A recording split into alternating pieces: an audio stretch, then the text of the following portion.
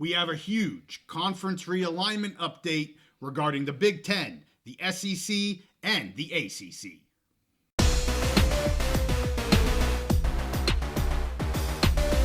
Conference realignment is always in the news, so we're back on the big mountain to break it down for you. Hey, it's great to have you back on the mountain. It is JY and my good friend Steve, and we have a huge episode today to talk about changes potentially to the Big Ten and the SEC, and then also that may trickle down to the ACC. We have a lot to talk about here, Steve. And I know we're going to start with kind of sourced information. You have a contact at a Big Ten athletic department. I think that's kind of where you'd like to start. And then, of course, we'll get down to more of the speculative route. But let's talk about what you've heard here today. Yeah, so I had a discussion with one of my Big Ten athletic department sources, a source that's been good to us before and gave us some good information. Yep. In preparation for this Big Ten SEC meeting that's going to be happening between the ADs, there are some interesting things being discussed, and he wanted to fill me in on a few things. So I thought it'd be good to do this episode and break down, first of all, what I'm hearing. We'll talk about those, and there's some pretty interesting stuff. I think our viewers are going to enjoy it. And then after we talk about what I'm hearing directly from a source, I do want to maybe talk about a little bit, just kind of speculate about how, what may happen if these things that they're discussing come to pass. So first of all, let's start again. This is what I'm hearing directly from a Big Ten athletic department source as we head towards the Big Ten SEC meeting. So the first thing I want to say right out of the gate, which I think is huge news, is my source tells me that ESPN is working behind the scenes as part of the negotiation with the ACC to possibly move some programs from the ACC, to the SEC. This could include anywhere from 2 to 4 teams, which would bring the SEC up to 18 or 20 teams. Yep. Now, why is this important? As far as to the Big Ten ADs? Well, because there's going to be some other things that they're going to be talking about as far as like scheduling and realignment and all that stuff. So this is important for them to kind of figure out and lay the groundwork so they know how many teams they're going to have before they can work out some kind of a joint deal with the Big Ten. So to be clear on that, yes, this is very timely because the ACC deadline, or the ESPN deadline to extend the ACC agreement here, is only in a few more days here. Yes. And I know you're going to be talking about that, but I think that's one of the reasons why you're probably hearing some of these things. This is all happening right now. Yes. Okay. And I think the hope is for them to get that figured out. I know February 1st is that deadline. Right. Now, if both parties were to agree to move the deadline, they could do that. Okay. But the hope is, and what they've been working on, is to get that done before these meetings so that they know what they're working with. Gotcha. And again, to be clear, this is completely driven by ESPN. This is not really driven right now by the SEC or the Big Ten or the conferences. Okay. A lot of them, basically the conferences, if they had their way right now, they would kind of just wait and stand pat, see how some court cases go, see how some things work out. But ESPN is driving this ship right now. So what are these ESPN/SEC targets? My contact tells me UNC is the top priority. We talked about this before with UNC previously being targeted by the Big Ten. Right. I think the Big Ten has cooled on UNC due to some of the political ramifications that we discussed at length. People can check out those episodes. But ESPN, they view UNC as a great property already, a great brand that they want to move over to the SEC, and especially one of the big catalysts that's driving this right now and making it even more immediate is the hiring of Bill Belichick at UNC. ESPN looks at this as a chance, as a rating bonanza similar to the Dion effect. Right. And they're expecting him to, this not to just be a flash in the pan, for him to be there, build that program up, and there to be major national interest about their football program, as opposed to, it's really always been a basketball school. Right. And ESPN is expecting them to be a major player in the football market, at least with viewership eyeballs. We'll see about success on the field. Right. But viewership ESPN eyeballs only cares about viewership eyeballs. Exactly. Yep. So, and again, this is being driven by ESPN for that reason. Now, along with UNC, from what I understand, they would also have to take NC State. Okay. That's really the only way they can work this out right now, especially within the time frame. UNC and NC State are a package deal. The Big Ten backed off for that reason a while ago, among others. But it looks like ESPN wanting to keep that UNC brand in their, under their umbrella, but move it to the premium conference in the SEC. Okay. So we're talking right now UNC and NC State. That could be the only two programs. They may stay right there. But from what I understand, Florida State and Clemson are also possible. ESPN does not want to do anything right now with Florida State and Clemson only because of the litigation and all that kind of stuff. They want to have a little more control there. But if they can move UNC over, they may be willing to also take NC State and move FSU and Clemson and just make a clean break of it. And basically, they're the ones kind of footing the bill. And so they can make those things happen. Right. And especially with all that litigation, we talked about this before. It makes it a little bit easier, who's paying money to who and who owes money to who. Well, ESPN is paying the bills for both the ACC and the SEC. So that can make a lot of that litigation go away. Absolutely. So that's the first huge part. And again, I want to be very clear. This is driven by ESPN. Yep. Now, my contact says ESPN is still going to renew the ACC contract no matter what, whether they do this or they don't do that. If they can get UNC, they'll do it and take some other players. But if not, they're going to just renew the ACC contract. It looks like they'll renew it as it stands. Also, he was telling me, because I said, well, what's going to happen to the ACC then? That's going to, they could be losing a bunch of teams. Right. Apparently, the word among the athletic department is the ACC already has their targets lined up. They've been in communication with these targets. They're vetted and approved by ESPN. Okay. Now, he didn't give me any names of schools. Okay. When we talk a little bit later about speculation, I'll give you my theory and my speculation on there, see if you agree. Okay. But apparently that's already been agreed to, that the ACC already has their replacements lined up, and ESPN is good with those and will renew the contract with those teams. Okay. So that's a huge part of this. Yep. Now, the Big Ten right now, from what my contact says, the Big Ten, they're basically kind of scared off by the litigation that's been going on. They want no part of it. They're not a driving factor in this whatsoever. They are content to wait till 2030, 2031. Okay. Mostly just because they don't want to get involved before the litigation is done. However, if a scenario presents itself where some of that litigation is cleared up because of ESPN money, Right. The Big Ten has been in communication with the SEC and with the ACC about potential teams that might be available to them. Okay. The Big Ten would wait, but if an opportunity knocks, they would pounce. And in that case, honestly, and I'm a Big Ten guy, I think the Big Ten is in a great position financially. Right. But they would basically be ending up with the leftovers that want out of the ACC but can't get an SEC invite. Okay. And here's really why. A combination of they've been kind of scared off about that litigation, like Right. we talked about, but also Big Ten Commissioner Tony Petitti, he is just focusing on TV ratings right now. The previous commissioners, Delaney and then Warren, they were looking at bringing in markets, looking at brands, all of those things to create this national brand of the Big Ten, which we basically have at this point. With Tony Petitti, he is a TV exec that is now running this, this conference, Okay. and he is just looking at ratings. So you and I did an episode rather recently Right. about that same thing Yep. and the ratings. And so, what are the teams that could bring ratings that maybe are not in line for an SEC invite? Okay. So the targets that were mentioned to me, and basically I was told these are the So these targets were said to you. yes, these were said so to we're me. still not in speculation mode. We're still in kind of hearing from. These were three that were mentioned to me directly by okay. name. Okay. As the only targets that the Big Ten is really interested in right now. Okay. Notre Dame, obviously, they're always a target. Right. And there is some rumblings that they're not happy with the whole ACC contract and how their schedule is going. And if the ACC were to lose a bunch of big programs, Right.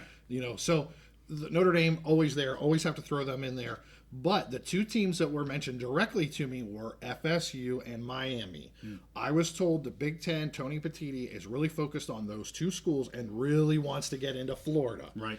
I asked directly about Clemson, and he said still, and he's been consistent pretty much with this, he has never heard Clemson mentioned. I still think, depending on what happens, they could be a possibility, but from what he is saying, no one in the Big Ten is talking about Clemson as a potential ad. So I think that's significant. Yeah. Really, their focus right now, they're always focused on Notre Dame. They will take, and I'm not a Notre Dame guy, you know that. And there's a lot of people that say, well, screw Notre Dame. They can, take it or leave it. That's not the Big Ten's mindset. Notre Dame has a spot in the Big Ten whenever they want it. Today, tomorrow, a year from now, 10 years from now, whatever. They are always the priority. But right now, if there's some kind of leftovers, the Big Ten has their eye on Florida State and Miami, either or both. Okay. So I thought that was very significant. I mean, those were the only three, Notre Dame, Florida State, Miami, that were mentioned to me by name. Well, and Notre Dame, I mean, sometimes we overlook them, I think, when we do these because they're the independent. Yes, they're playing an ACC schedule, but they're not a part fully of the ACC. Right. So in terms of ACC targets, FSU and Miami, I think any conference would take Notre Dame, obviously. Yes. But they have it pretty darn good, too. So ACC targets, FSU and Miami to the Big Ten. Clemson... And that's, honestly, this is very consistent with what we have talked about for many, many months. I mean, even back when we started our channel, it was FSU, Big Ten, FSU, Big Ten. And Clemson was always kind of, probably not so much Big Ten. And UNC 12 months ago was like, they're not really in the game yet. Now they've slowly come into the game. And clearly what you're saying through the source, ESPN wants them in the game. Like, we want you here now, today. Let's make this happen. So that's always been, UNC's always kind of been the third leg of the stool that hasn't, certainly they haven't done the litigation that the other two had. There's been a little bit back and forth with the politics on that. But man, if the big daddy mothership, ESPN, wants you and they're going to pay money for you, you better be darn sure the university's paying attention. And really, I think UNC really is the key to this whole thing. Yeah. I think if ESPN is not able to move them over, I don't think they do anything right now. Okay. So they're really the key. And the big change to that is, again, in the past we talked about Big Ten and ESPN fighting over UNC. Right. Whereas now it looks like it's either they stay in the ACC or go to stay in the ACC or go to the SEC. Okay, interesting. So that was the major realignment target news that I got. Okay, we are going to speculate on that more, but I want to keep that separate from what I'm hearing. Okay, so the next thing I'm hearing now. These meetings, the college football playoff has been widely discussed. We just finished the first year of the 12-team playoff, which was wildly successful, just fantastic. There were some little hiccups that people, conferences complained about seeding and number of teams and whatever. So I did ask about that, and here is kind of, I don't know if we call this news, but just the things that are being discussed right now among Big Ten ADs that they want to talk to SEC ADs about next month. Okay. And that is, first of all, both the Big Ten and the SEC want 4 automatic berths. Woo-hoo. 4. Solid 4. I've seen speculation of 3. They are going for 4. Now, whether they can they're probably not going to be able to get that next year. Right. Because we're already kind of baked in for next year. But going forward, after next year, 2026 and beyond, basically the Big Ten and the SEC are going to be able to control this college football playoff. And they are looking at 4 automatic berths, which likely means expanding to 14 teams. Right. I asked if 16 is possible. He said, well, it's possible because once they start talking about adding, you may go further. Yeah. But right now, all of the conversation, the Big Ten and the SEC ADs plan to discuss expanding to 14 and putting the pressure on the other conferences to get themselves 4 automatic berths. It sounds to me like this is a non-negotiation. They're going to tell, hey, we're going to get these one way or the other. Yeah. So that's a big thing, and I think they just want to be on the same page. Because here's a big thing. Right now, the Big Ten and the SEC are not acting like competitors. Yeah. They're acting like partners. Yeah. And I think this meeting in February is really going to seal the deal on that. Now, in the national news, in the media, everyone's been talking about seeding. That's been the big thing. Right. And I asked about seeding, and what I was told is, yes, seeding will be discussed. If they can get the seeding changed, the Big Ten and the SEC, they would love to do that. Okay. Get it more favorable for what they see is right for their conferences. But that is not the big money maker for them. Yeah. The money is in the number of teams getting in, and they want the 4 berths. So they're the seeding, it may happen, but that's not the priority. Okay. They want 4. Yep. Okay. Now, another part that was talked about is standardizing the Big Ten and SEC schedules. Okay. Now, and that's, again, a driver of why they want to maybe get this realignment done and settled now, Yeah. where both conferences get to either 18 teams or 20 teams. They have the same number of teams, and then they can standardize their schedule. I have been expecting for a long time the Big Ten would want to stay at 9 games and get the SEC to come up to that number. But from what I understand, the Big Ten is actually ready to cave on that and go to 8 games. Okay. Depending on if they can get some other things from the SEC as part of a partnership. Right now, they're going to be talking about at this meeting in February, they will be talking about standardizing the schedules and either both conferences going to 9 or both conferences going to 8. Okay. And my contact is leaning towards the Big Ten will be willing to go to 8 if they can get the SEC on board with a full partnership. And what does that mean? Yes. So the first step of a partnership is going to be a scheduling agreement.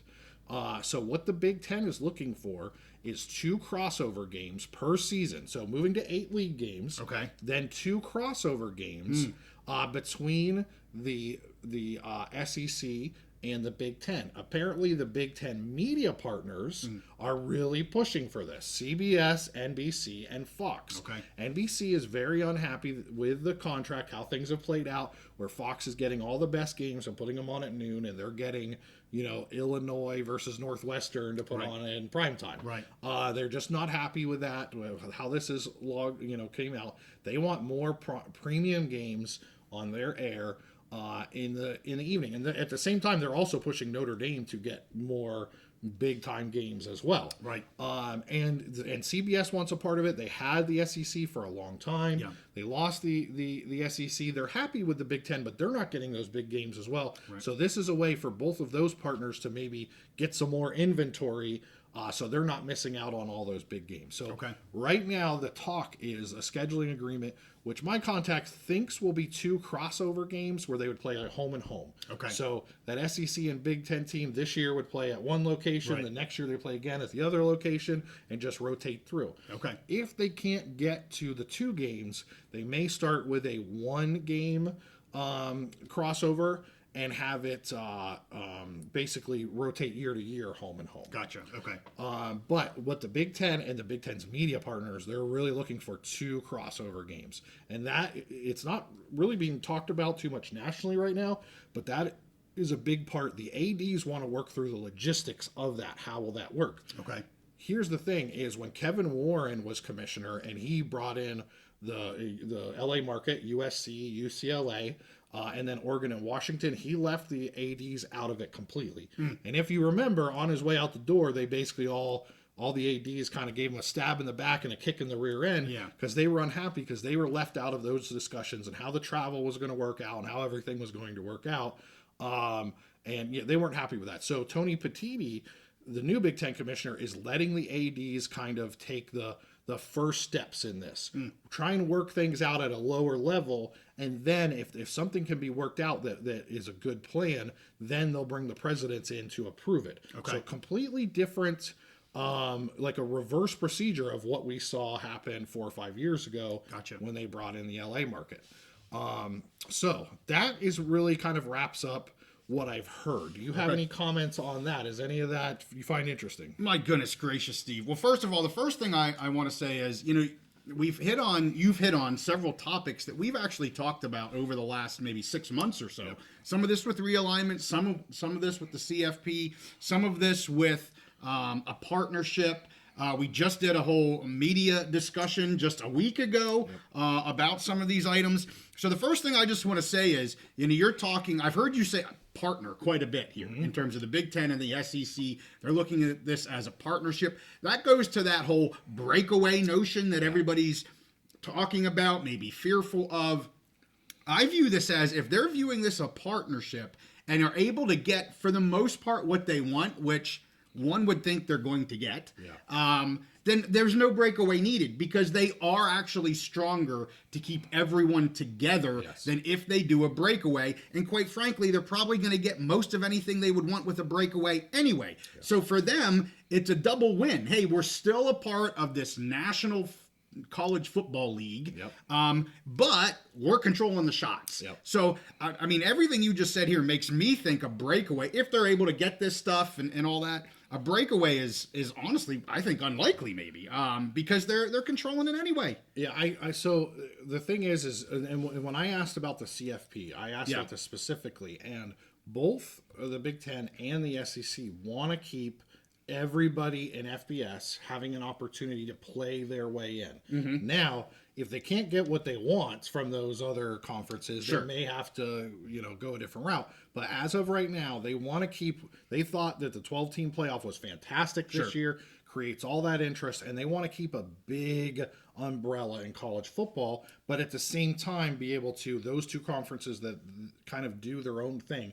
So it would be kind of a hybrid of both, where they have their own thing, but they're also still part of the big ecosystem of college football. To get into the CFP. And really that breakaway is a threat. And I don't know how much of it is a real threat or just we're puffing off our chests because of you, puffing out our chests because if you don't go along with us, breakaway, which, could be kind of scary for the smaller mid fish in the sea, right? So I don't know. Another point regarding why I don't think a breakaway will happen is the big schools in the SEC and in the Big Ten, they need extra home games. They need them to pay the bills. Ohio State only had 6 home games this year instead of 7. They end up having a few $1 million deficit in their athletic department budget because of that. Because those home games bring in millions of dollars. So part of that, it's kind of like the two fishes. The one fish kind of lives on the other fish and takes care of it or whatever. They want to keep playing those G5 programs, whatever, and having those be their extra games. Come and play. They're not going to be equals, but still playing them, which still gives those G5 schools a chance to play the big boys. And if they knock them off, which we've seen happen, that's a resume builder, which helps them get into the CFP. So I agree with you. I don't think a full breakaway is going to happen. I think this is just more about the Big Ten and the SEC kind of consolidating their power so that they can do what they want to do, but not necessarily push out the other conferences. The other thing I will say, we talked again recently about the Big Ten media deals, and that Fox is kind of getting what they expected, or maybe more. They're at least getting what they expected, but the other two partners aren't getting what they expected. You mentioned at least one of them is at NBC or is it CBS? I don't know. One of them is a bit upset about it. Maybe they both are. NBC more, I think. NBC more, and if they can raise. And we talked about the eyeballs, where, what teams bring the eyeballs. The Big Ten has 3 right now that really bring the eyeballs. If you're going to have crossover games with the SEC, that will bring the eyeballs that these media partners are wanting. And of course, if you can add a few schools in FSU, that'll bring eyeballs too. But without adding members, crossover games is a great way to do it. The other thing I'll just mention is, the 4+4, the 4 automatic bids. I've always been kind of against auto. It should just be, hey, when to get in. Like, that's what we did this year. It worked just fine. But if we do go to 14 or 16, I don't really have an issue with 4 and 4. I mean, they're going to be getting 3, frankly, no matter what. Probably they're probably 4 anyways, in the top 14. So if that's what it takes, so they don't, keep the G6 spot, keep some of the auto bids, extend it a little bit to give you a couple more. Hey, I'm not going to sneeze at that because they're going to get highly likely they're both going to get 4 anyway. So just to make sure they expand it to the 14, and I don't have an issue with it. One last thing I forgot to mention that is still in the realm of what I heard from that athletic department source is the Big Ten, and when we talked about Big Ten and SEC standardizing their schedules, both conferences would like to move the schedule up a week. They have been pushing the NCAA to do that for a while. The NCAA is slow and doesn't do anything. So basically, from what my contact says, it sounds like basically week 0 will become week 1. Okay. At least for the Big Ten and the SEC. And they're just going to do that and tell the NCAA, we don't care what your schedule is. This is what we're doing. Gotcha. So that was one of the things he mentioned, which I will have a little bit of speculation on that. Well, one more thing before we get to speculation. Okay. People want to say, well, who's driving realignment? Oh, it's if the litigation happens here, if they get what they want here, or if the ACC is not able to do this or do that. You said it at the very beginning many a times. This is driven by ESPN. Yes. Like it, hate it, somewhere in between. This is driven by ESPN. And the way this can happen, the way you laid it out between the ACC and the SEC, is because they're all ESPN properties, if you want to call it that, media, relations. IPs, yeah. And so they can move them around a little bit. Yes, you're exactly right. ESPN is paying the bills, so they're saying, okay, if we're paying the bills, why can't we move these properties around to where we want them to be to make a better product for us to air? Exactly. All right, Steve. Well, let's get into some speculation. We got into what we know, what you've heard from a reliable source. As you said, we've used several times before, has not let us down. Let's get into some speculation. What do you got? Yeah, so, and again, this is going to be based on what I heard. These are just kind of my thoughts where I think things will go. Okay. This is just on me. This is not sourced. This is my thoughts, my expectations, my speculation.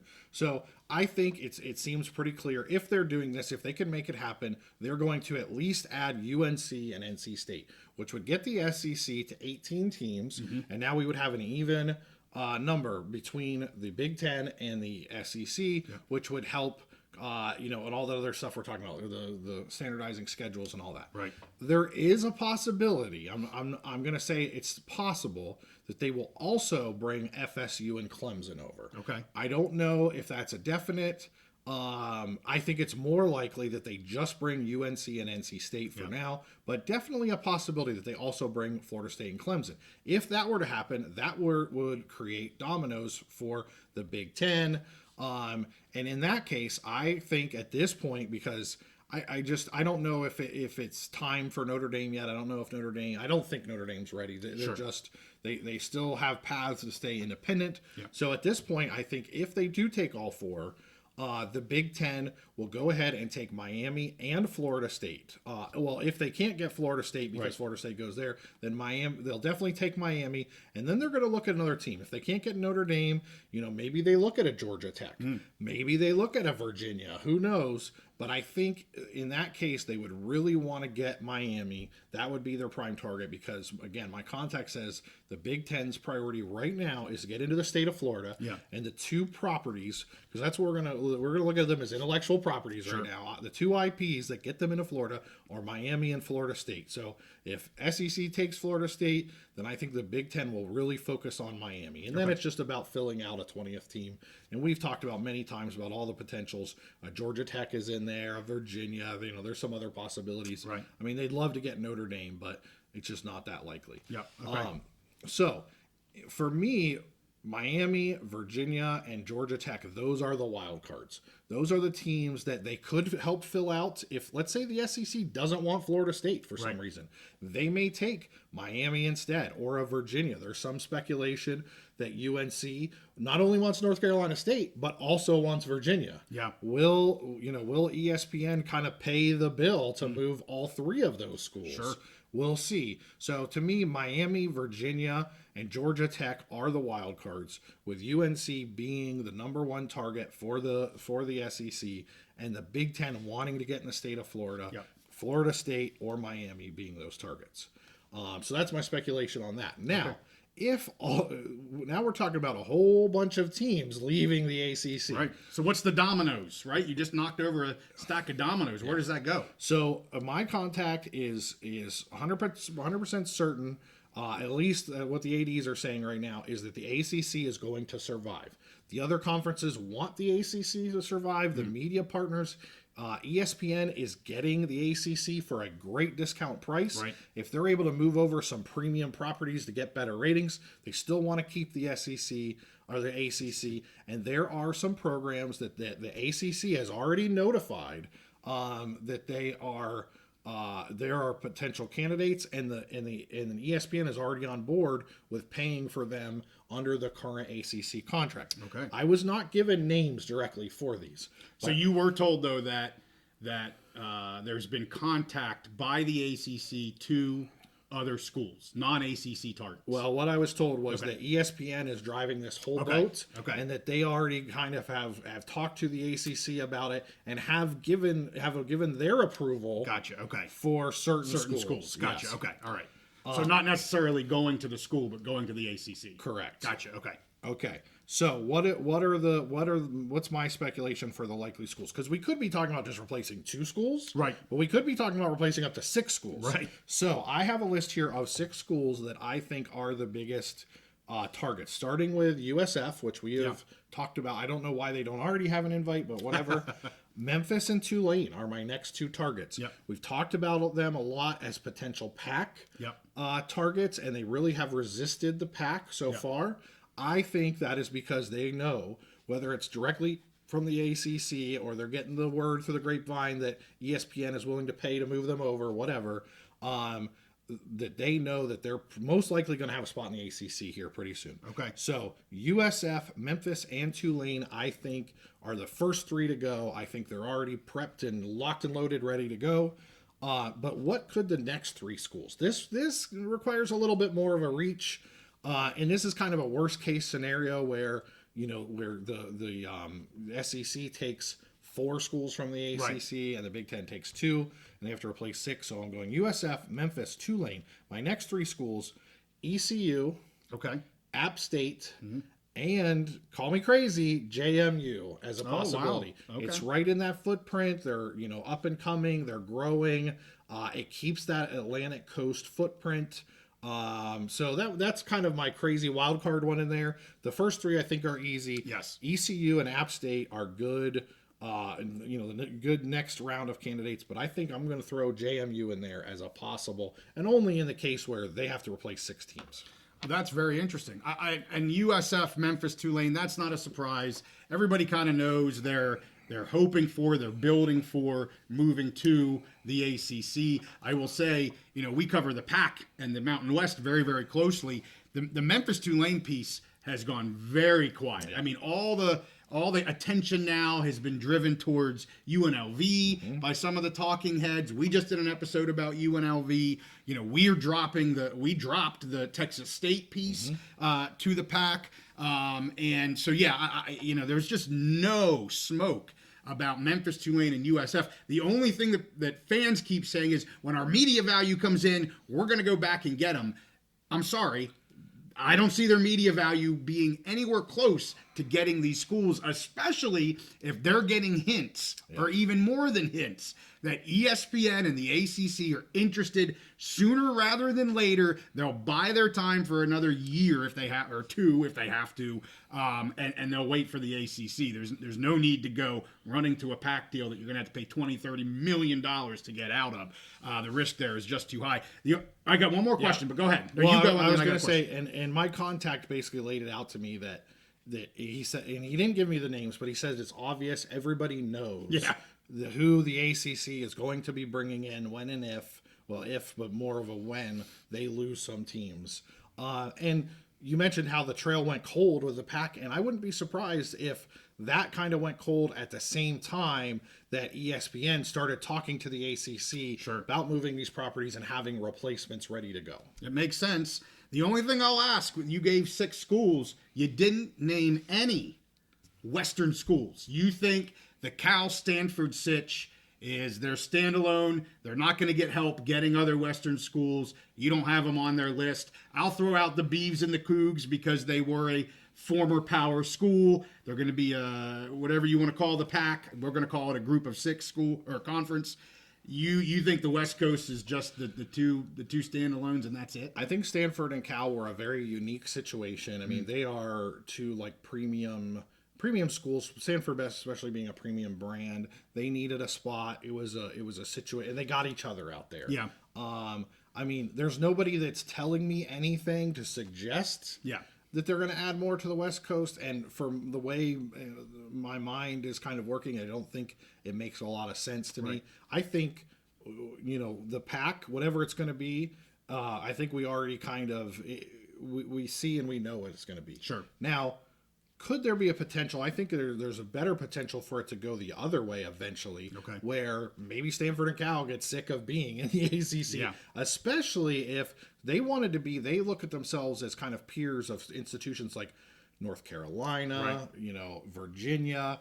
If the ACC becomes basically like a G6 East Coast Conference, Right. then maybe Stanford or Cal would go, but I that's just speculation. Yeah, but yeah. I don't see the ACC adding any more teams west of the Mississippi. Okay. Other than is Tulane technically west of the Mississippi? I think it's right there in New Orleans. That's about the farthest that I think they would We go. need our map is what we need Yes, for me to answer exactly. that question. But okay, well, interesting stuff, Steve. I agree with you on your speculation. I don't have much to add, but a lot of this falls in line with what we've been talking about in terms of just realignment in general. We've been really focused on the Pac and the Mountain West. But with the Memphis UCF, or I'm sorry, the USF, Memphis, and Tulane piece, that certainly ties into what you're saying. While they could be hearing that, and then maybe that's trickling up to what you're hearing from the bigger boys and how that space is being made in the ACC.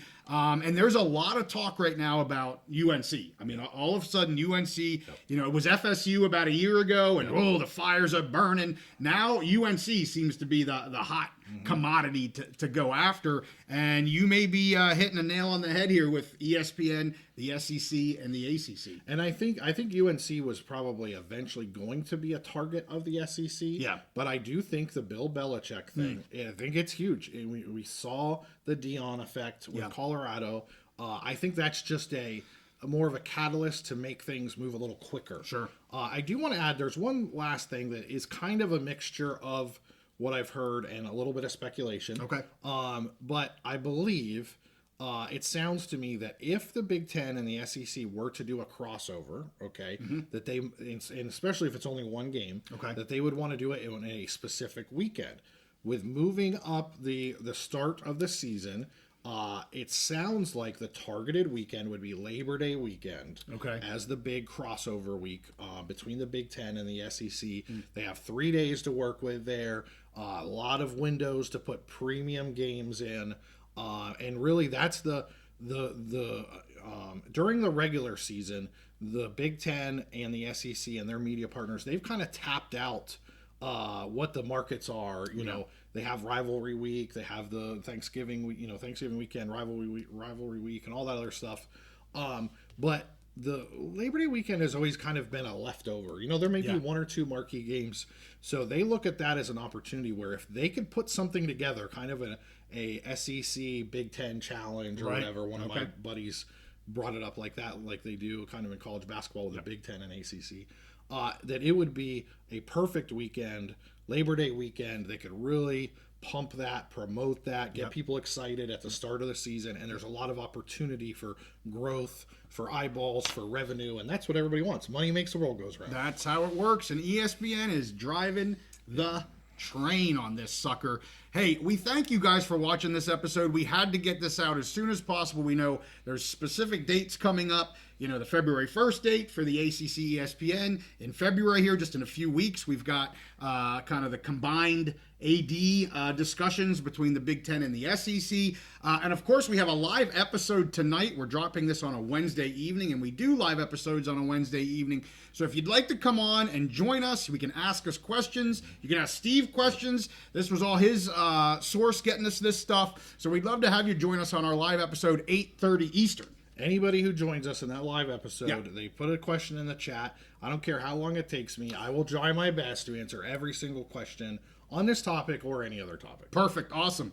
We've been driving some good viewers here recently, so this may be as well. As everybody knows that is a mountain dweller, we do all things Big Ten, Mountain West, Pac-12, conference realignment, and my goodness, the season just ended, but college football never ends here on the Big Mountain. That's what we do all year long. Make sure you give this one a like and subscribe if you like our content. We'll see you next time on the Big Mountain.